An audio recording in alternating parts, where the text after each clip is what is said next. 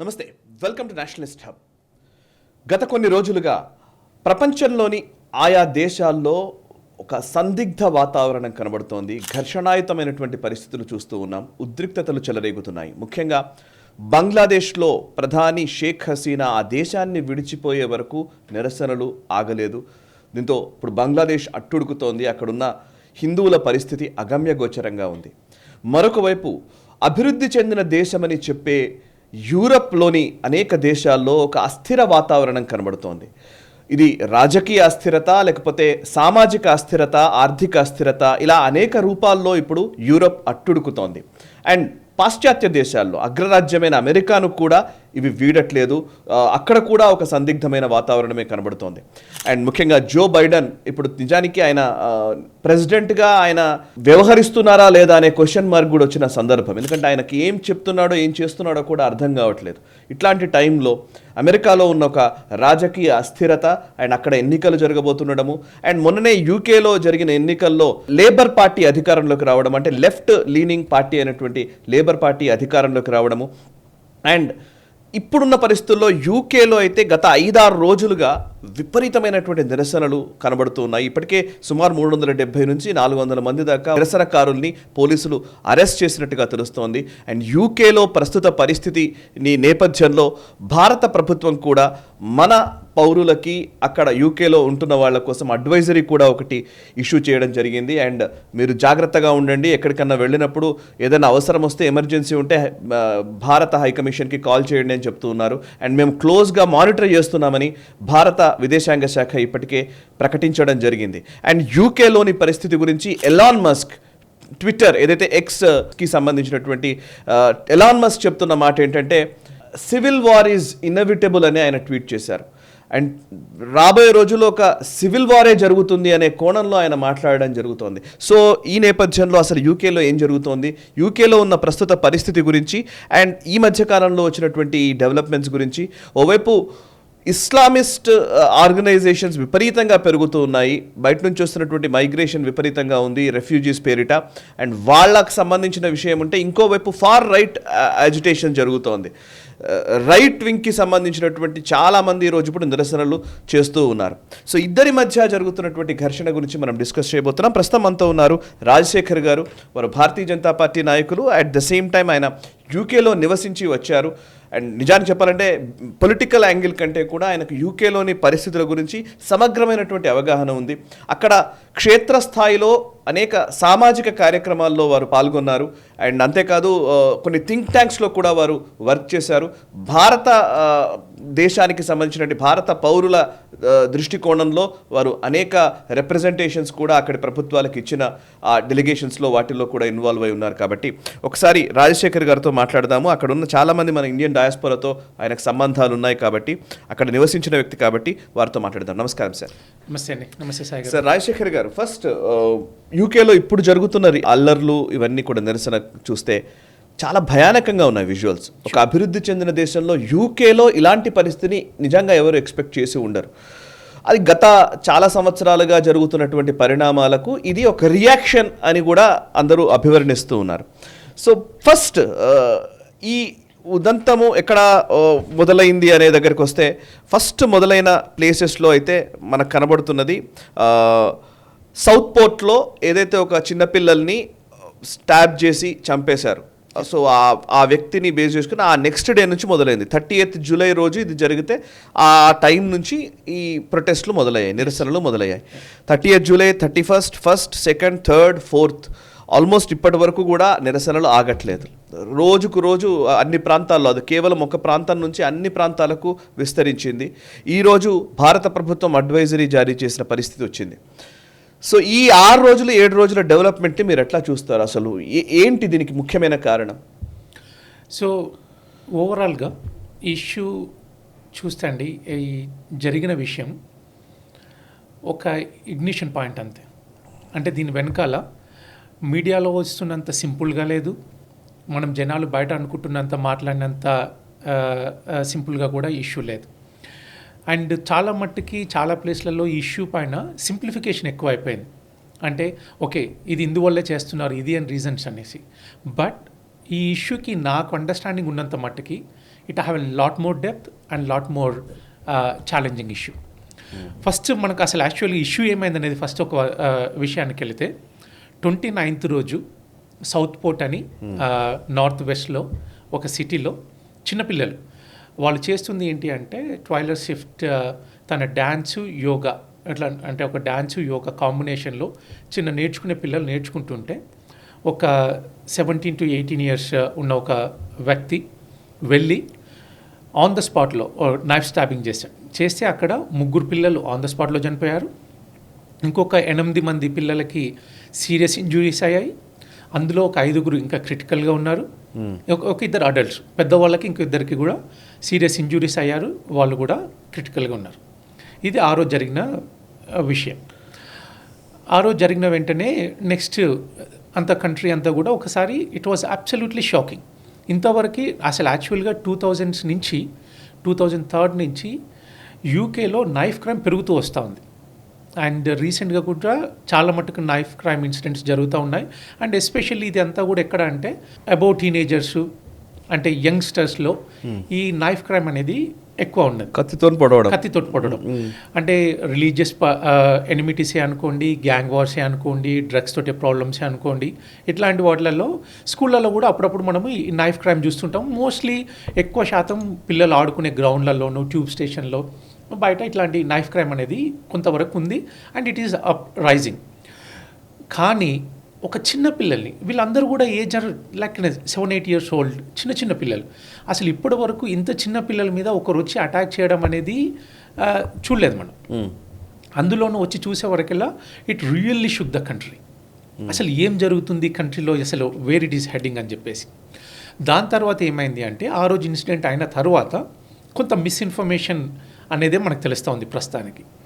ఒక brown person and comes from radical Islamic background దీన్ని చేశాడని చెప్పేసి ఫస్ట్ అనుకున్నారు. ఆ విధంగానే ట్వీట్స్, మిస్ఇన్ఫర్మేషన్, కొంతవరకు ఇన్ఫర్మేషన్, ఫస్ట్ వచ్చిన ఇన్ఫర్మేషన్ అది అవ్వగానే ఆ సౌత్ పోర్ట్లో అక్కడున్న కొంతమంది జనాలు వాళ్ళందరూ కూడా సాయంత్రము జూన్ 30th రోజు వెళ్ళి ఒక గ్యాదరింగ్ అయ్యి అక్కడికి పోలీసు వచ్చారు. వీళ్ళు ఒక నియర్ బై మాస్క్ దగ్గర గ్యాదరింగ్ జరిగింది. ఎందుకంటే ఒక ఇస్లామిక్ రాడికల్ కాబట్టి most of the Islamic radicalization మాస్క్లలో అవుతుంది అని చెప్పేసి they went on to protest చేయడానికి వెళ్ళారు అక్కడ.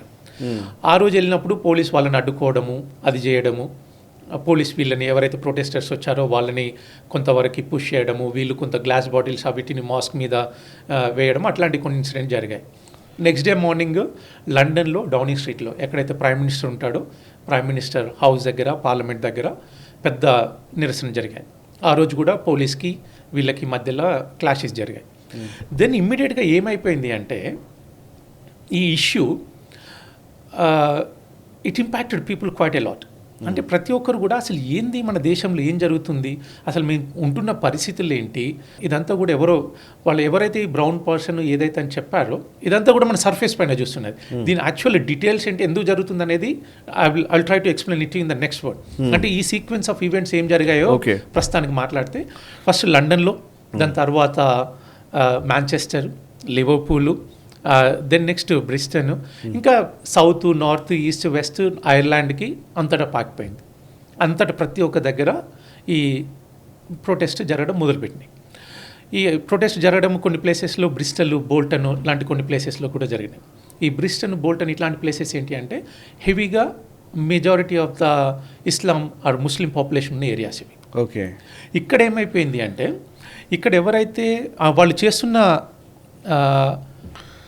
స్లోగన్స్ కూడా వెరీ ఇంపార్టెంట్. ఇక్కడ వాళ్ళు ఎవరైతే ప్రొటెస్ట్ చేస్తున్నారు వాళ్ళు ఏంటి అంటే enough is enough, save our kids, stop the boats, no surrender, English till I die, ఇట్లాంటి స్లోగన్స్ తోటి జనాలు రోడ్ల మీదకి వచ్చారు.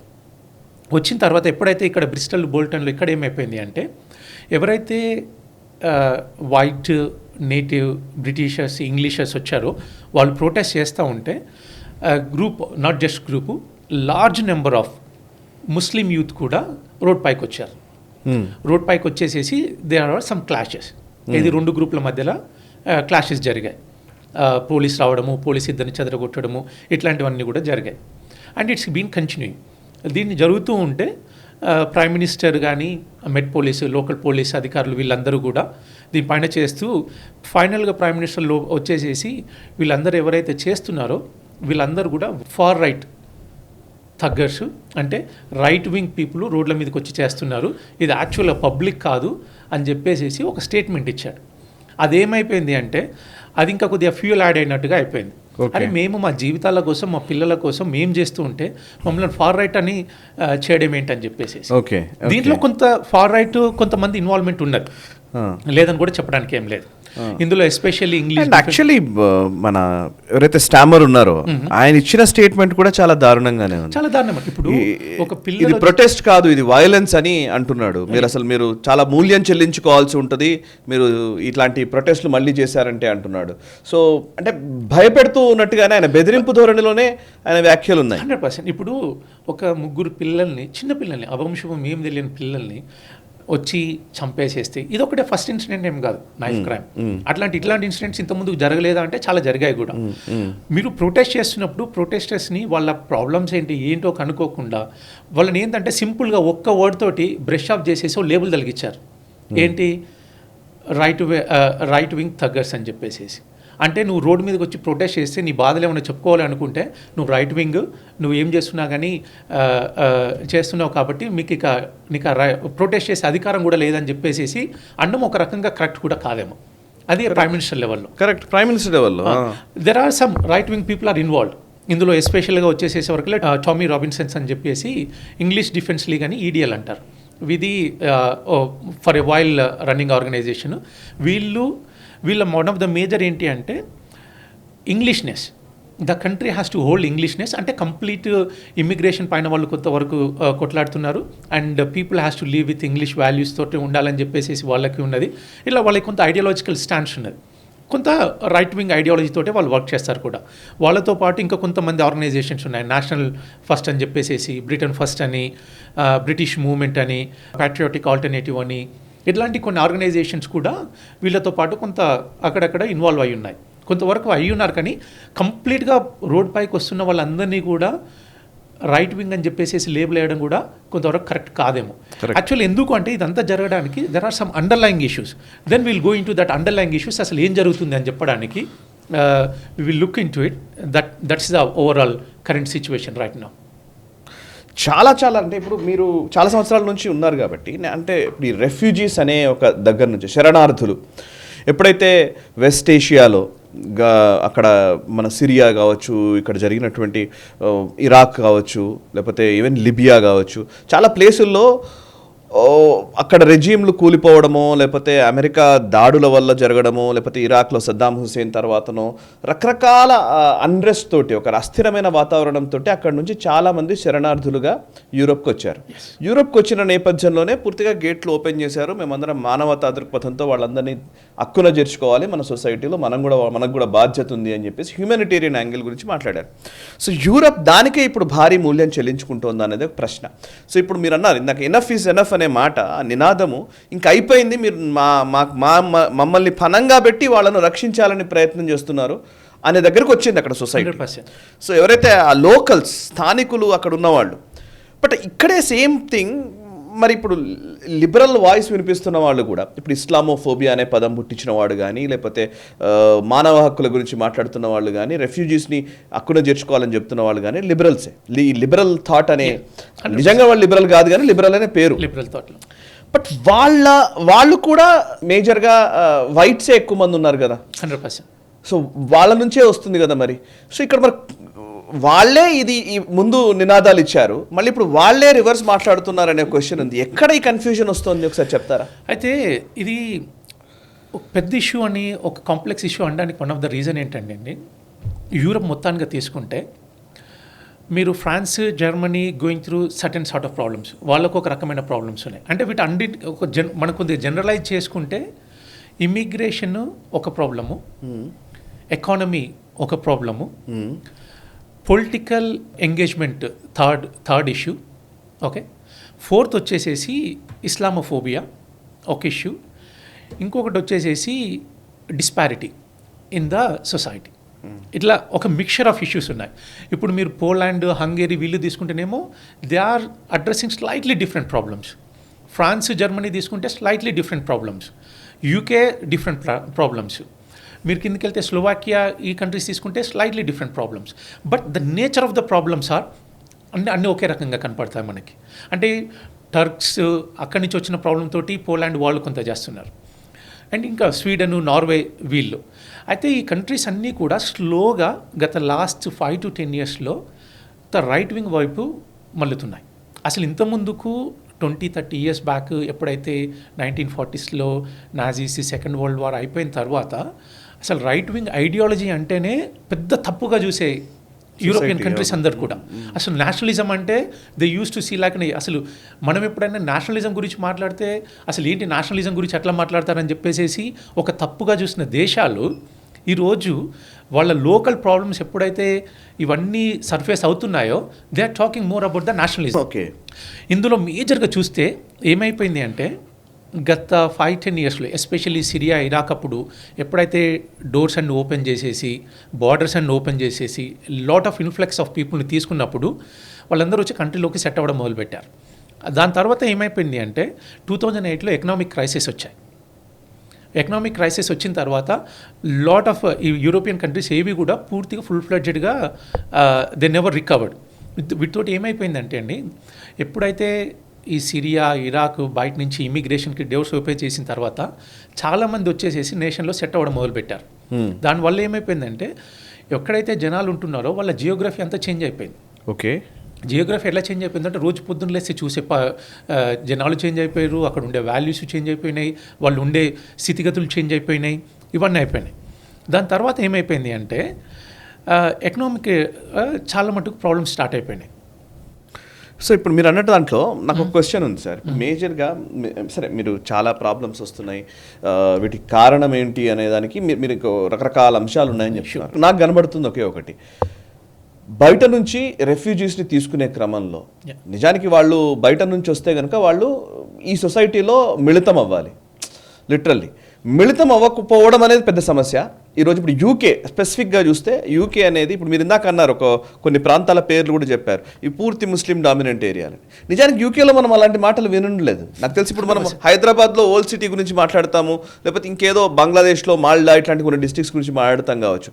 బట్ ఇక్కడ ఒక సమస్య ఉన్నది. బట్ అక్కడ యూకే లాంటి దేశంలో మీరు పలానా area only Muslim dominated area, లేకపోతే ఒక వర్గానికి ఎక్కువ ఉంటుంది, అక్కడికి పోవడం కష్టం అన్నట్టుగా తయారైందనంటే దిస్ ఇస్ ద ప్రాబ్లమ్ ఏమో అనిపిస్తుంది. అంటే మేజర్ ఏంటి అంటే ఈవెన్ లెస్టర్ అప్పుడు కూడా మీరు మాట్లాడారు, మీరు చాలా విషయాలు చెప్పారు కూడా సేమ్ ప్రాబ్లం. మేజర్గా ఇది ఈ కమ్యూనిటీ అంటే లేబుల్ చేయడం కాదు కానీ community the way they live. మీరు ఎప్పుడైనా కలవట్లేదా, వీళ్ళతో మిళితం అవ్వట్లేదా? మల్టీ కల్చరలిజం అని చెప్పేసి ఎవరు టోనీ బ్లెయిర్ ఉన్నప్పుడు ఒక పెద్ద కాన్సెప్ట్ పట్టుకొచ్చాడు. And this is also difference between Europe, UK కూడా కొంత. మల్టీ కల్చరలిజంలో ఏంటి అంటే అన్ని కల్చర్స్, అన్ని రిలీజియన్స్ ఎవరైనా వచ్చేసేసి ఒకరొకరు పక్కన బతకొచ్చు, మీరు ఓపెన్గా కూడా మీ కల్చర్ని డిస్ప్లే చేసుకోవచ్చు అన్న కాడికి తీసుకొచ్చారు. ఇంత ముందుకు ఏముండే అంటే యూకేలో కానీ యూరప్లో మీరు ఎవరైనా బయట నుంచి వస్తే మీరు ఇంటి లోపల ఏమన్నా చేసుకోండి, బయట మాత్రం యూ హ్యావ్ టు ఇంటిగ్రేట్. బ్రిటన్లో one of the major thing ఏమి ఉంటాయంటే, నేను అక్కడ ఉన్నాను కాబట్టి you can come and live, but live with British values. British values తోటి నువ్వేమో ఇంగ్లీష్ అయిపోవాల్సిన అవసరం లేదు, but leave with the values. ఏంటి అంటే రెస్పెక్ట్ ఈచ్ అదర్, అదే Perseverance, hard working and contributed to the nation development, అంటే కొన్ని ఫండమెంటల్ వాల్యూస్. అది ఎక్కడైనా ఉంటుంది సార్. మన గ్రామంలోనే ఇంకెక్కడో ఏ ఊరు నుంచి పొట్ట చేత పట్టుకుని వచ్చాడు అనుకోండి, ఈ గ్రామ కట్టుబాట్లకి అనుగుణంగా ఉండాలి కదా, న్యాచురల్ కదా. ఇంకొకటి వాళ్ళు అట్లాగే ఇప్పుడు వాళ్ళకి కొంత మటుకు ఫ్రీ సొసైటీ, ఇది వెస్ట్రన్ కల్చర్. నేను వెస్ట్రన్ కల్చర్ని అడాప్ట్ చేసుకోమని ఏం చెప్పరు, మళ్ళీ చెప్పరు. ఓకే, అక్కడికి వచ్చిన తర్వాత ఫ్రీ లైఫ్ స్టైల్ ఉండాలి అట్లాంటిది. ఓకే, నీకు ఇష్టం ఉంటే ఉండు, లేకుంటే లేదు, అట్లాంటి ప్రాబ్లం ఏం లేదు. కానీ you have to integrate in the society. కొంతవరకు వేషధారణలో కూడా కొంత డిఫరెంట్గా కనపడు, but at least mix with the society. అదే ఇక్కడ మీరు అన్న దగ్గరికి వచ్చిన వరకు ప్రాబ్లం ఏమైపోయింది అంటే, ఒక section of radical Islam and ఇంకోటి ఏంటంటే ముస్లిమ్స్ యూజువల్గా కూడా గెటోయిజ్ అవుతారు చాలా మట్టుకి. ఏంటంటే వాళ్ళందరూ వస్తే ఒకే ఏరియాలోకి ఒకరి తర్వాత ఒకరు వచ్చేసేసి ఓ గెటోయిజేషన్ అయిపోతుంది. ఆ ఏరియా అంతలో కూడా అక్కడే ఉంటారు తప్పితే మిగతా పీపుల్ తోటి ఇంటిగ్రేట్ అవ్వడం కొంత తక్కువ ఉంటుంది. ఓకే. ఇంకోటి రాడికల్ ఇస్లాం ఏమైపోయింది, ఇండియన్స్ కూడా అవుతారు కదా మరి. ఇండియన్స్ అవుతారు, బట్ ఇండియన్స్ యూజువల్గా integrate with the rest of the society very well. Very well. Okay. మీరు లాట్ ఆఫ్ ఇండియన్స్ చూసుకోండి బ్రిటిషర్స్ తోటి, they go out with those people, అంటే వాళ్ళతో పాటు ఈక్వల్గా బయటకు వెళ్తారు. ఇప్పుడు సింపుల్గా నేను మొన్న రీసెంట్గా యూకే వెళ్ళినప్పుడు ఐ వాజ్ షాక్డ్. ఏంటి అంటే క్రిస్మస్ పార్టీలు జరుగుతాయి. నేను అక్కడ ఉన్నప్పుడు క్రిస్మస్ పార్టీలకు వెళ్ళేవాళ్ళం, ఓపెన్గా వెళ్ళేవాళ్ళం. క్రిస్మస్ పార్టీలో they drink, they eat, and yearly ఒకసారి one of the biggest festival in western society is the Christmas. ఇప్పుడు ముస్లిమ్స్ వచ్చేసి క్రిస్మస్ పార్టీ అని పిలవకూడదు అని చెప్పేసి చాలా ప్లేస్లలో రిస్ట్రిక్షన్స్ తీసుకొచ్చారు as a part of the inclusiveness అని చెప్పేసి. ఏంటి అంటే నువ్వు క్రిస్మస్ అని చెప్తే నా రిలీజియస్ సెంటిమెంట్స్ దెబ్బతింటున్నాయి, you need to start calling it as year end party అనేసి. మై గాడ్, అవునా? అసలు నేను షాక్, అసలు నేనే షాక్ అయ్యాను. Okay. I use to go out Christmas parties, వెళ్తాము అందరూ, it use to be good celebration. From మధ్యాహ్నం నుంచి మొదలు పెడితే నైట్ వరకు నువ్వు తాగవా this all the different things. నువ్వు ఆల్కహాల్ తీసుకోకపోయినా వాళ్ళేం పెద్ద పట్టించుకోరు, నువ్వు తీసుకున్నా you will be part of it. But at the time of in the happening at the Christmas టైంలో ఆఫీసెస్ డెకరేషన్స్ ఉంటాయి, పెద్ద క్రిస్మస్ ట్రీస్ పెడతారు, డెకరేషన్స్ ఉంటాయి, అవన్నీ ఉంటాయి. బట్ నేను మీ రిలీజియస్ సింబల్ చూస్తే నేను it is offending my religious sentiments అని చెప్పేసి నువ్వు అసలు ఆ పేరుతోటే పిలవకూడదు, అసలు నువ్వు ఆ పార్టీసే చేయకూడదు, చేసినా కూడా టీమ్ చేస్తే నేను పిలవకూడదు, ఆ మెయిల్స్లో కూడా క్రిస్మస్ పార్టీ అని రాయకూడదు. It went to that far. అవునా? ఓకే. సో న్యాచురల్గా మరి వాళ్ళు చేయొచ్చు, అన్నీ వాళ్ళు చేయొచ్చు. బట్ నేను చేస్తే నీ క్రిస్మస్, వాళ్ళ ఆర్గ్యుమెంట్ ఏంటి అంటే నీ Christmas as per your religious rules నీ సెంటిమెంట్స్ ఏం దెబ్బతినట్లేదు కదా, సో నేను ఏమైనా చేయొచ్చు. బట్ నువ్వు చేస్తే నా రిలీజియస్ సెంటిమెంట్స్ దెబ్బతింటున్నాయి బికాజ్ మా రిలీజియస్ చేస్తో. అర్థమైందండి? ఇప్పుడు నేను మిమ్మల్ని అన్నాను అనుకోండి ఏదైనా అంటే యాజ్ పర్ మీ కల్చర్ ప్రకారము అది సింపుల్గా అంటే ఎక్స్ప్లెయిన్ చేయాలనుకుంటే నేను నిన్ను రా అనేసి నేను అన్నాం అనుకోండి, అంటే డోంట్ టేక్ ఇట్ లిటరల్లీ, అంటే యాజ్ పర్ మన సొసైటీలో సేమ్ ఏజ్ పీపుల్ ఫ్రెండ్షిప్లో రా అనుకుంటే తప్పు లేదనేసి అనుకుంటాం. నేను సేమ్ ఏజ్ పీపుల్ నేను నిన్ను అనొచ్చు, కానీ నువ్వు అంటే మా ఇంట్లో వాళ్ళు నన్ను తిడతారు, సో కాబట్టి నువ్వు అనకూడదు. అంటే I'm just trying to simplify in a very simplistic manner. ఇక్కడ ఏంటి అంటే నా రిలీజియను ఎదుటి రిలీజియస్ సింబుల్ని నేను యాక్సెప్ట్ చేయను, ఎందుకంటే మీరంతా కఫేరు, మీరందరూ ఇలా చేస్తే ఎదుటి రిలీజియన్స్. అప్పుడు లెస్టర్లో కూడా సేమ్ ప్రాబ్లం కదా, వాళ్ళు ఎవరో పక్కింటి వాళ్ళు వినాయక చవితి జరుపుకుంటుంటే ప్రాబ్లం వచ్చింది. ఎందుకు అంటే నేను ఆ పాటలు వినను, నేను ఆ శబ్దాలు వినను అని చెప్పేసి నాకు అది ఇబ్బంది కాబట్టి నువ్వు ఆపేయాలి. బట్ నువ్వు మాట్లాడొచ్చు కదా మరి, అక్కడ ఇవన్నీ మైక్ పెట్టి నువ్వు పొద్దంతా కూడా నువ్వు చెప్పినా కూడా నమాజ్ చేయొచ్చు, అదంతా చేయొచ్చు. ఎందుకు అంటే it gives my freedom. But నేను ఇక్కడ హర్ట్ అవుతున్నాను కాబట్టి నువ్వు చేయకూడదు. మొన్న రీసెంట్గా ఇక్కడ కూడా సేమ్ ప్రాబ్లం కదండి, ఇక్కడెక్కడ మన చెంగచెర్లలో హోలీ అప్పుడు సేమ్ ప్రాబ్లం. వాళ్ళు ఎవరో డాన్స్ పెట్టుకుని మాట్లాడుతుంటే పక్కనున్న మాస్ పిల్లలు వచ్చేసేసి లొల్లి జరిగింది. So same thing is happening. అది యూకేలో కూడా సేమ్ ప్రాబ్లం. ఇప్పుడు అండ్ వాళ్ళకి ఇంకా శరణార్థులుగా వచ్చిన వాళ్ళు నిజానికి ఇమిగ్రెంట్స్, అందుకే ఇప్పుడు గొడవ అంతా ఇమిగ్రెంట్స్ వచ్చేసేసి ఈ ప్రాబ్లమ్స్. అయితే ఇక్కడ ఇస్లామోఫోబియా అనేది ఒక యాంగిల్, ఒక ప్రాబ్లం. దీనికి కొంత హిస్టరీ కూడా ఉన్నది. మీరు అంటే ఇస్లామోఫోబియా గురించి మాట్లాడుతుంది కాబట్టి సమ్ ఆఫ్ ద ఎగ్జాంపుల్స్ కూడా చెప్తున్నాను. ఇది how it is overall day by day ఎలా గ్రో అవుతుందని చెప్పడానికి. 2003 నుంచి 2010 or 12 అనుకుంటాను, రొట్టర్డామ్ అని చెప్పేసి ఒక ఏరియా ఉన్నది నార్త్లో. అక్కడ especially Pakistani origin men cab drivers వీళ్ళు చేసేవాళ్ళు 1400 అఫీషియల్ రికార్డ్ ప్రకారం 1400 మంది వైట్ అమ్మాయిలు, ప్రిడామినెంట్లీ వైట్ అమ్మాయిల్ని సెక్షువల్గా అబ్యూజ్ చేశారు. 1400. That is only in one area. ఇంకా రాచ్డేల్, ఆక్స్ఫర్డ్, మీరు ఇంకా హాలిఫాక్స్, కేన్లీ, న్యూ క్యాసిల్, పీటర్బోరా, డర్బీ, ప్రతి ప్లేస్లో మినిమము ఒక ప్లేస్లో అయితే రాచ్డేల్ అయితే 12 మంది, ఆక్స్ఫర్డ్లో అయితే 22, హాలిఫాక్స్లో అయితే 27 మంది. వీళ్ళందరూ కూడా ఇనీషియల్గా వీళ్ళందరినీ కూడా ఏషియన్ మెన్ అని చెప్పేసి బ్లాంకెట్లో పెట్టేటోళ్ళు. ఒకసారి అసలు ఏషియన్ మెన్ అంటే ఇటు చైనీసు, ఇటు హిందూసు, ఇటు ఈ గ్రూప్ అంతా వస్తుంది కదా. అసలు డీటెయిల్లోకి వెళ్తే completely all of them without any exception, all of them are Pakistani originated Muslim men. చేసిందంతా అసలు కొంతమంది when you look into their mindset, ఒక్కొక్కరు మళ్ళీ ఎవరో చిన్న 20 years 25 years old కాదు, 40-45 years 50 years old ఏంటి అసలు నీ కూతురు కంటే తక్కువ అమ్మాయిని ఇట్లా అబ్యూస్ చేయడం ఏంటి అంటే కఫీర్స్ as per my religion it's okay to do these things అని చెప్పారు. డైరెక్ట్ జస్టిఫై చేసుకోవడం. ఓకే, అంటే ఇట్లాంటి కొన్ని problems over period of the time సొసైటీలో when you started seeing these things, ఒక సొసైటీ అనేది ఒక రకమైన ఇంప్రెషన్ క్రియేట్ అవుతుంది అన్నట్టు. అంతే కదా. ఇప్పుడు ఇన్ని ప్లేసెస్లో ఆల్ ఓవర్ ద కంట్రీ పిల్లలండి 12-13 ఏళ్ళ పిల్లలు, వాళ్ళని ఏంటంటే స్లోగా వీళ్ళ ఫ్రెండ్స్ తీసుకొచ్చి వాళ్ళని అంటే ఫ్రెండ్షిప్లలో స్కూల్ పిల్లల్ని ఫ్రెండ్షిప్ చేసుకోవడము, స్లోగా వాళ్ళకి ఆల్కహాల్ కావాలన్నా సిగరెట్స్ కావాలన్నా కొనివ్వడము, స్లోగా వాళ్ళని నువ్వు అప్పు చేసావు కాబట్టి యూ కెన్ పే దిస్, ఏదైతే డబ్బులు ఇచ్చానో దాన్ని నువ్వు సెక్షువల్ ఫేవర్స్ కింద తీర్చాలనే వాళ్ళని ప్రెజర్ చేయడము, అట్లా తీర్చకుంటే మీ ఇంట్లో వాళ్ళని బెదిరిస్తామనో మీ ఇంట్లో వాళ్ళని చంపుతామని బెదిరించడము. కొన్ని ప్లేస్లలో అయితే ఇంట్లో ఎవరు లేనప్పుడు వాళ్ళ ఇంట్లోకి వెళ్ళి విండో పగలు కొట్టేసి రావడం, ఇంట్లో విండో పగిలిపోయిందా మీ ఇంట్లోకి వచ్చి మేము అటాక్ చేసాము, నువ్వు ఎవరికైనా చెప్పినా నువ్వు మేము చెప్పినట్టు చేయకపోయినా మీ చెల్లని ఈ విధంగానే చేస్తామని చెప్పేసి ఇట్లా. మరి సిస్టమ్ పోలీస్ అంతా చాలా పవర్ఫుల్గా ఉంటారు కదా వాళ్ళు అక్కడ. ఇక్కడ ఏమైంది అంటే ఇదంతా జరుగుతుంది అన్నప్పుడు కొంతమంది పోలీస్ ఆఫీసర్లకి తెలుసు, కొంతమంది సోషల్ సర్వీస్ పీపుల్కి తెలుసు. ఏమైపోయింది అంటే యూ స్టార్టెడ్ సేయింగ్ నువ్వు ముస్లిం అనో ఎవరినో, వీళ్ళందరూ కూడా రాడికల్ ఇస్లామిస్ట్, అందరు ముస్లిమ్స్ అనడానికి కూడా మనం ఏం లేదు. I'm not blanking out all the Muslims are the same thing, నేను అనట్లేదు. ఏదైతే రాడికల్ థాట్ తోటి ఉన్న ఇస్లాం ఫాలో అయ్యే వాళ్ళు కొంతమంది ఉన్నారో వాళ్ళు ఈ సోషల్ సర్వీస్ కానీ పోలీస్ కానీ ఇట్లా ఓ సెక్షన్ ఆఫ్ పీపుల్ ఇలా చేస్తున్నారు అంటే they use to be label as Islamophobic. Okay, వాళ్ళని ఇస్లామోఫోబిక్ పొలిటికల్ కరెక్ట్నెస్. అంతే, ఇస్లామోఫోబియా తోటి నువ్వు ఇట్లా నన్ను కావాలని వేధిస్తున్నావు. సో దీనికి భయపడి చాలామంది రాలేదు. అసలు మీరు న్యూస్ ఆ టైంలో చదివితే 12 ఆ టైంలో అసలు ఇటువంటి సొసైటీలో ఇంత టెక్నాలజీ ఇంత డెవలప్డ్ ఉన్న సొసైటీలో జనాలు just because of political correctness కోసము, లేదు అంటే నిన్ను ఓ ఫోబియా కింద చెప్పేసేసి అంటారని చెప్పేసి ఇంత పెద్ద ఇష్యూ జరుగుతుంటే కూడా చూస్తూ ఉండడం అనేది లిటరల్లీ షాకింగ్.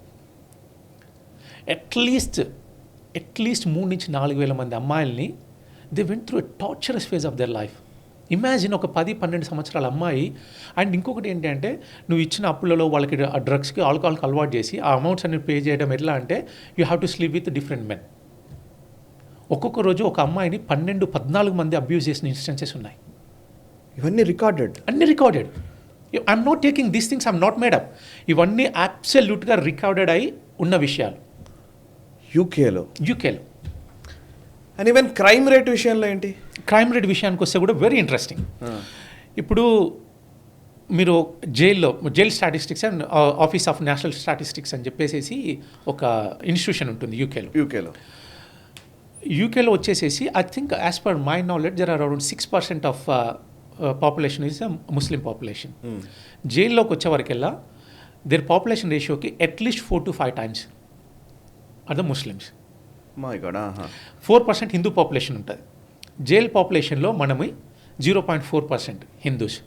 0.4% అంటే most of those crimes also financial crimes, ఇట్లాంటి వాటిలో అరెస్ట్ అయిన వాళ్ళు సివిల్ ఇష్యూస్ పైన. సో బట్ వాళ్ళ నెంబర్ ఎక్కువ, చాలా ఎక్కువ. అంటే నువ్వు రేషియో అంటే పాపులేషన్ రేషియోకి నెంబర్ ఆఫ్ పీపుల్ని తీసుకుంటే చాలా ఎక్కువ. అసలు ఎస్పెషల్లీ ఈ క్రైమ్స్లలో ఇంకా విపరీతమైన ఎక్కువ. అంటే ఇట్లాంటి ప్రాబ్లమ్స్ ఎట్లా ఓవర్ ద టైం ఎట్లా బిల్డ్ చేస్తున్నాయి అంటే ఇస్లామోఫోబియా పెరగడానికి రీజన్స్ ఏంటి అంటే, ఇంకొకటి మీరు ఏ స్కూల్స్లలో తీసుకోండి, కాలేజెస్లో తీసుకోండి, ఎడ్యుకేషన్ పైన తీసుకోండి, ఫస్ట్ ఐదర్ చైనీస్ అయినా ఉంటారు, హిందూస్ అయినా ఉంటారు, ఇండియన్స్. నెక్స్ట్ వచ్చేసేసి వేరియస్ కమ్యూనిటీస్ ఉంటాయి. మీకు లాస్ట్లోకి వచ్చేవరకెల్లా ముస్లిం పాపులేషన్ నుంచి ఆర్ బ్లాక్ పాపులేషన్ నుంచి ఎక్కువ ఉంటారు. ఎడ్యుకేషన్లో కూడా వాళ్ళు ఇంటిగ్రేట్ అవ్వరు. మీరు నమ్మరు, రీసెంట్గా 1 week back this incident happen. 7 years old ఒక హిందూ అబ్బాయిని సేమ్ క్లాస్ పిల్లోడు is trying to convert in to ఇస్లాం.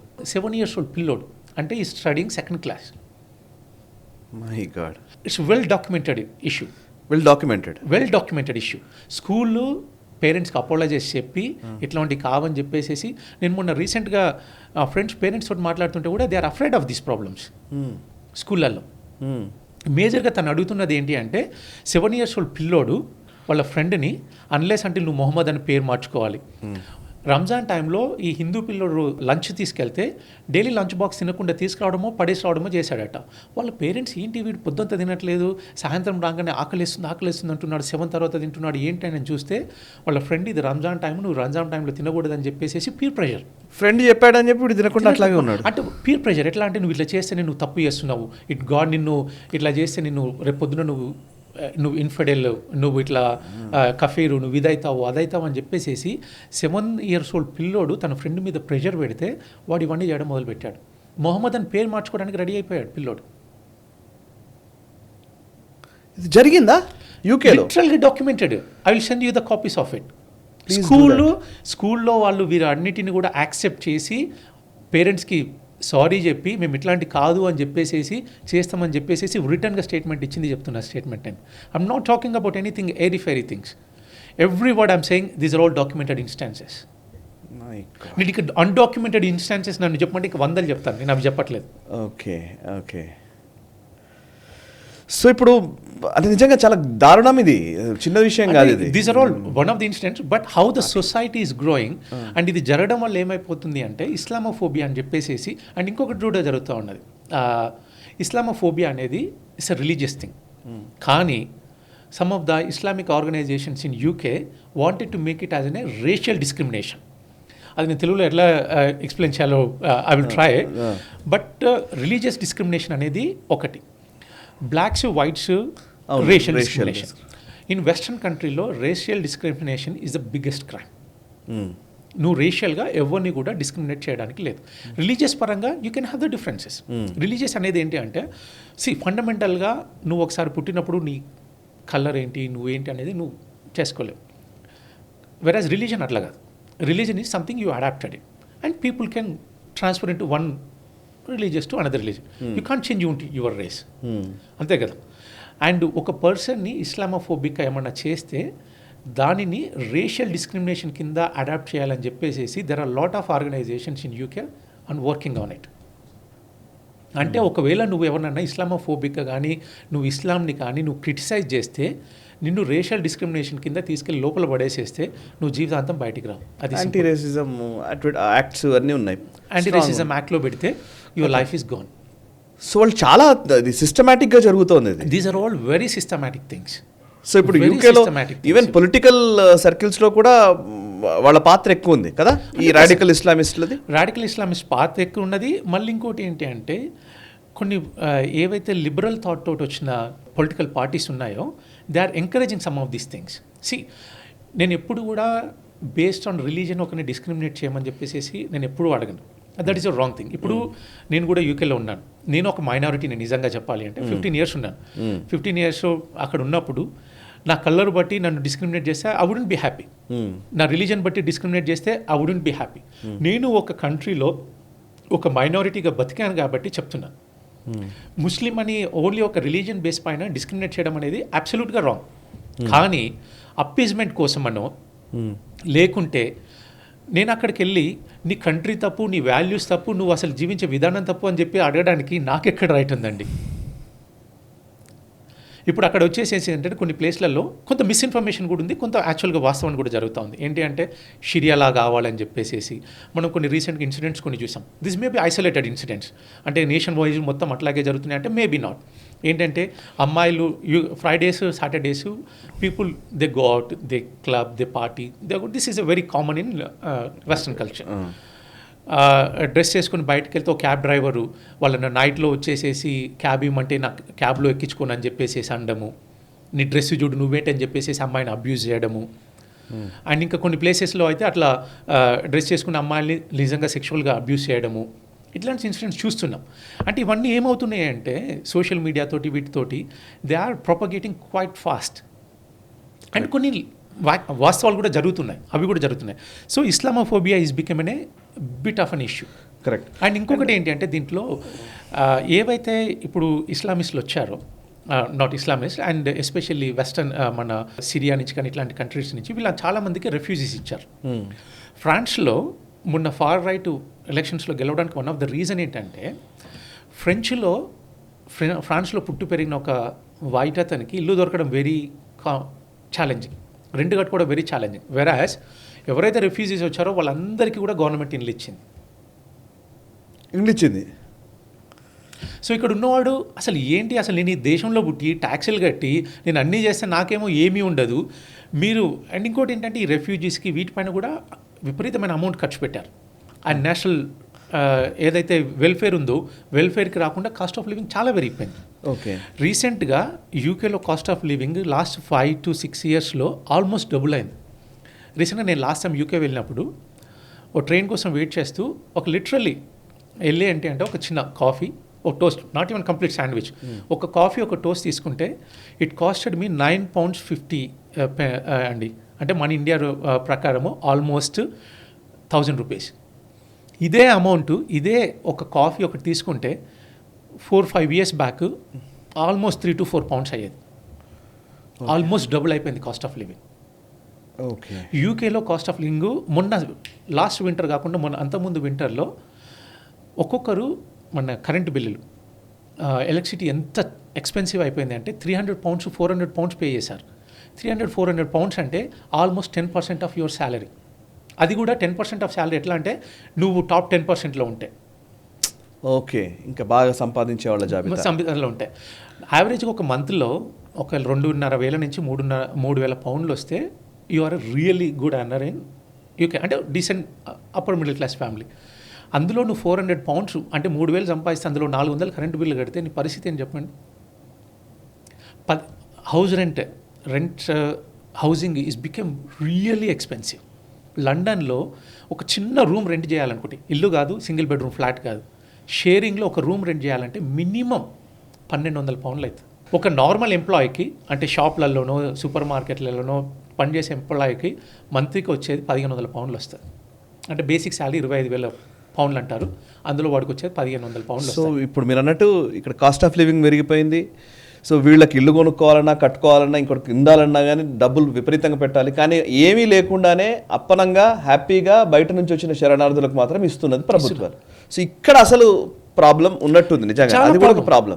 అందుకని సో అంటే ఇప్పుడు మీరు ఇవన్నీ ఇష్యూస్ని కూడా అక్కడ ఉన్న లోకల్ అంటే స్థానికులు రేజ్ చేస్తున్నారు అంతేనా? స్థానికులు రేస్ చేస్తున్నారు. ఇప్పుడు ఏంటి అంటే ఇప్పుడు ఇంత పీపుల్ జనాలు రోడ్లపైకి రావడానికి వన్ ఆఫ్ ద రీజన్ ఏంటి అంటే అదొక వన్ ఇన్సిడెంటే కాదు, ఇవన్నీ కూడా సిమ్మరింగ్. అండ్ ఇంకొక ఎనఫ్ ఈజ్ ఎనఫ్ అనేది అంటే ఒక సైడ్ ఏమో బయట నుంచి ఇమిగ్రేషన్ అనేది పెద్ద ప్రాబ్లం అయిపోయింది ప్రతి ఒక్కరికి. ఈరోజు ఒక యూకేలో ఒక నార్మల్ వ్యక్తి ఏదైనా ట్రీట్మెంట్ కోసము ఎన్హెచ్ఎస్ ఫ్రీ హెల్త్ కేర్ ఉంటుంది and one of the best health care system. వెళితే కొన్ని చిన్న చిన్న ఆపరేషన్స్కైనా చిన్న చిన్న ఇష్యూస్కైనా 6 months 8 months 1 year ఆగాల్సి వచ్చింది. నాకు తెలిసిన ఒక ఫ్రెండ్ వాళ్ళ ఫాదరు తనకు ఆర్థరైటిస్ ఉంటే 8 years ఆగాడు ఏది నీ రీప్లేస్మెంట్ ఆపరేషన్ కోసం. 8 years పాటు సఫర్డ్. తన ఇంట్లో తను నడవాలంటే లేకుంటే చిన్న కీళ్ళ నొప్పులు అంటే పూర్తిగా అరిగిపోయినాయి. ముందుగా అరిగిపోయిన తర్వాత రీప్లేస్మెంట్ చేయాలని చెప్పేసి ఎన్హెచ్ఎస్ చెప్పింది. అన్లెస్ అంటిల్ ఇక క్రిటికల్ అనుకుంటే తప్ప వాళ్ళు ఆపరేషన్స్ చేయరు. అట్లాంటి ప్లేస్లో 8 years ఆగాల్సి వచ్చింది. ఎందుకు అంటే సోషల్ కేర్ లేదు, వెల్ఫేర్లో డబ్బులు ఎక్కువ పెట్టట్లేదు, జాబ్స్ ఇవి సరిగ్గా లేవు, ఇమిగ్రేషన్ విపరీతంగా పెరిగిపోయింది, కాస్ట్ ఆఫ్ లివింగ్ విపరీతంగా పెరిగిపోయింది. Political class far right throughout the Europe పెరిగిపోతుంది. ఎందుకు అంటే పొలిటికల్ క్లాసు వీళ్ళ లాంగ్వేజ్ని వీళ్ళ ప్రాబ్లమ్స్ మాట్లాడట్లేదు. అసలు యాక్చువల్గా they disconnected from actual public. అందుకని చెప్పేసి అసలు రైట్ వింగ్ ఐడియాలజీని పూర్తిగా వ్యతిరేకించే యూరోపియన్ సొసైటీ, అందులోనూ జెన్జీ ఏదైతే యంగ్స్టర్స్ ఉన్నారో వీళ్ళు రైట్ వింగ్ వైపు మూవ్ అవుతున్నారు. ఇది చాలా ఇంట్రెస్టింగ్ అంశం. అది యాక్చువల్లీ ఇందాక మీరు ఆఫ్ స్క్రీన్ నాకు మాట్లాడినప్పుడు కూడా నేను అది ప్రేజ్ చేద్దాం అనుకున్నాను. సో జనరేషన్స్ ఇప్పుడు నాకు కనబడుతుంది అంటే మామూలుగా ఇప్పుడు మనం మాట్లాడుతున్నది లిబరల్ థాట్స్ కానివ్వండి, లేకపోతే వోక్ కల్చర్కి అడాప్ట్ చేసుకుంటున్న వాళ్ళు కానివ్వండి, కొంత ఇస్లామోఫోబియా అని మాట్లాడుతున్న వాళ్ళు కానీ, అందరూ ఒకటే యూనివర్సల్ సిటిజన్ అనే మాటలు మాట్లాడుతున్నాయి. ఇవన్నీ జనరల్గా ఈ వోక్ కల్చర్ నుంచి వచ్చినాయి కదా. వీటికి ఎక్కువ ప్రభావితం అవుతోంది యంగ్స్టర్స్, కొత్త తరము, ఈ మధ్యకాలంలో ఉన్నవాళ్ళు అనేది ఒక అజంప్షన్ ఉంది. బట్ మీరు దానికి ఆపోజిట్గా చెప్తున్నారు. It's is an proven fact. I think కొత్త జనరేషన్ ఫార్ రైట్ వైపు వెళ్తుంది. కొత్త జనరేషన్ జెన్జీ. మై గాడ్, చెప్పండి ఒకసారి. There is an proven record on this. If my numbers are right, ఫ్రాన్స్లో రీసెంట్గా ఎలక్షన్ జరిగింది. Far right is won many of their national assembly elections. వాటిలో 30% ఆఫ్ ఓట్స్ దే గాట్. అంటే యూత్లో generation జెడ్లో 30% voted for right wing parties. 30%. 30% is not a small number. కాదు, కరెక్టే. Same జర్మనీలో సేమ్ థింగ్. మీరు ఈరోజు యూకేలో అయితే నా అనాలిసిస్ దీనిపైన, I may be wrong or I may be right, మీకు ఒక యంగ్స్టర్ 18 ఇయర్స్కి ఇంట్లో నుంచి బయటకు వస్తాడండి. నార్మల్గా వెస్ట్రన్ సొసైటీలో ఒకసారి వాళ్ళు కాలేజ్కి వెళ్ళిపోయారంటే they try to leave out of their parents దగ్గర ఉండడానికి ఇష్టపడరు. పేరెంట్స్ కూడా పిల్లలు ఇంట్లో ఉండడానికి ఇష్టపడరు. వాళ్ళు బయటకు వచ్చి వాళ్ళంతా వాళ్ళు ఉండాలనుకుంటారు. జాబ్స్ లేక సరిగా ఓ పని చేసుకుంటే, చిన్న జాబ్ ఏదైనా చేసుకుంటే, పార్ట్ టైం చేసుకుంటే వాళ్ళకి 1000 పౌండ్లో 800 పౌండ్లో వస్తాయి. ఒక కాఫీ కొనాలనుకుంటే 4 పౌండ్లు పెడుతుంటే, అంటే కాస్ట్ ఆఫ్ లివింగ్ లేదు, రైట్ ఆపర్చునిటీస్ లేదు. పొలిటికల్ క్లాసు నీ గురించి, నీ ఆస్పిరేషన్స్ గురించి మాట్లాడట్లేదు. ఎంతసేపు ఇమిగ్రేషన్ అనో వాళ్ళనో నేను అంటే ఈ పొలిటికల్ క్లాస్ కూడా, ఈవెన్ లెఫ్ట్ వింగ్ పార్టీస్ కూడా, I will come to the left wing parties, ఏదైతే బిలో మిడిల్ క్లాస్ ఫ్యామిలీస్ ఉన్నాయో అందులో ఈ జనరేషన్ జెడ్ అంతా కూడా, when is aspirations are not addressed, ఈ సఫరింగ్ ఎవ్రీ డే, తనకి ఫ్యూచర్ కనపడినప్పుడు they obviously they go for right wing. ఈ రైట్ వింగ్ ఏదైతే జనాలు ఉన్నారో, లీడర్స్ ఉన్నారో, they are talking about their problems. వాళ్ళ విషయాల గురించి వాళ్ళు మాట్లాడుతున్నారు, వాళ్ళ ప్రాబ్లమ్స్ వాళ్ళు అడ్రస్ చేయడానికి ట్రై చేస్తున్నారు. ఒకటండి, ఎక్కడైనా సరే at the end of the day human, మనం ఎంత ఎవల్యూషన్కి వచ్చినా కానీ, some of us use to say, ఒక 3 పూటల్లో ఒక మనిషికి తిండి పెట్టకుంటే ఈ బికమ్స్ ఏ ప్రైమేట్ అని చెప్పేసి. ఇప్పుడు అదే పరిస్థితి జరుగుతుంది. నువ్వు ఎంత ఎవల్యూట్ అయినా కానీ, ఎంత ఎవల్యూషన్లో ఉన్నా కానీ, ఎంత మంచి డెవలపింగ్ కంట్రీలో ఉన్నా, నీకు కడుపు మాడుతూ నీకంటూ ఎటువంటి ఫ్యూచర్ స్కోప్ లేనప్పుడు న్యాచురల్గా నీ మైండ్ సెట్ ఎడిపోతుంది. సో ఆ ట్రెండ్ జరుగుతుందేమో అనిపిస్తుంది. ఇంకొకటి కూడా మై అబ్జర్వేషన్ ఈజ్, ఏవైతే left wing political parties like labour యూకేలో, వీళ్ళందరూ కూడా అసలు యాక్చువల్లీ ఇంతకుముందుకు వర్కింగ్ క్లాస్, ఎవరైతే లో ఎండ్ వర్కింగ్ క్లాస్ ఉన్నారో వాళ్ళు లేబర్కి విపరీతంగా సపోర్ట్ చేసేవాళ్ళు, ఇప్పుడు కూడా సపోర్ట్ చేస్తారు. కానీ ఈ పార్టీలో లీడర్షిప్స్ ఏవైతే ఉన్నాయో వాళ్ళు ఈ లిబరల్ థాట్స్ వీటి మీద ఎక్కువ ఫోకస్ చేస్తూ, ఇమ్మిగ్రేషన్ మీద, వీటి మీద ఎక్కువ, ఎందుకంటే దే ఫీల్ ప్రౌడ్, అంటే they feel good, like liberal thought ఎక్కువ ఉండాలి కాబట్టి ఇమిగ్రేషన్ని తీసుకోండి, బయట నుంచి వచ్చిన వాళ్ళందరినీ తీసుకోండి, వాళ్ళకి అన్నీ మంచి చేయండి, అసలు ఇవ్వండి, ఇట్లాంటి అన్నీ చేసుకుంటూ యాక్చువల్గా వాళ్ళు ఏదైతే కోర్ ఓటర్ బేస్ ఉందో, ఎవరైతే యాక్చువల్లీ సిటిజన్స్ కష్టపడి మిడిల్ క్లాస్ ఉన్నారో వీళ్ళ ఆస్పిరేషన్స్ మర్చిపోతున్నారేమో అనిపిస్తూ ఉంది. అందుకనే there is a clear distinction between political class and working class. Okay, ఈ పొలిటికల్ క్లాస్ ఏంటి అంటే వర్కింగ్ క్లాస్ యొక్క ఆస్పిరేషన్స్ని పట్టించుకోవట్లేదు. సేమ్ ప్రాబ్లమ్ ఇన్ అమెరికాలో ట్రంప్ కానీ రిపబ్లికన్స్ వీళ్ళు ఎందుకని, ట్రంప్ ఎందుకని అంత మెజారిటీ రావడానికి కారణం ఏంటి అంటే, డెమోక్రాట్స్ యాక్చువల్గా they are away from the people aspiration. అందులో middle class, lower middle class, but they are good at managing different sects. ఒక రకంగా చెప్పాలంటే ఇప్పుడు బ్లాక్స్ అని, వోక్ అని, లేకపోతే ఇందులో ఉన్న వాళ్ళని, ఇందులో ఉన్న బేసికలీ రైట్ వింగ్ పార్టీస్ అన్నీ కూడా వాళ్ళని వాళ్ళు నిజంగానే బాగానే స్ట్రాంగ్ అవుతున్నట్టు కనబడుతున్నారు. కానీ ఇందులో ఉన్న కొన్ని అననుకూలతలు, కొన్ని ప్రతికూలమైన అంశాలు, లేకపోతే అందులో ఉన్నాయి, ఇందులో ఉన్నాయి, ఇట్లా అన్ని కలిపేసి వాళ్ళందరినీ ఒక దగ్గర తీసుకొచ్చేసి ఎలక్షన్స్ గెలుస్తున్నారు. కానీ ఈ problem is growing, and especially యూరప్లో day by day is growing.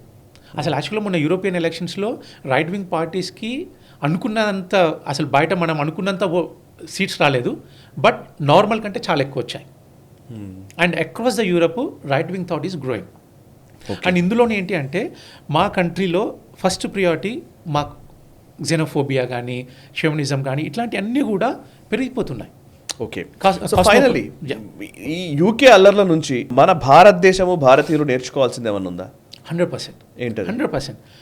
ఎక్కడా కూడా దేశంలో అప్పీస్మెంట్ పాలిటిక్స్లోకి వెళ్ళి, ఓకే, ఒక కమ్యూనిటీనో, ఒక సెక్షన్ ఆఫ్ పీపుల్నో వేటికో నేను అప్పీస్ చేసి యాక్చువల్గా నీ ప్రజలు, నీ వాళ్ళ వాల్యూస్, వాళ్ళ ఆస్పిరేషన్స్ అడ్రస్ చేయకుంటే సివిల్ ప్రాబ్లమ్స్, సివిల్ వారే వస్తుంది కంప్లీట్గా.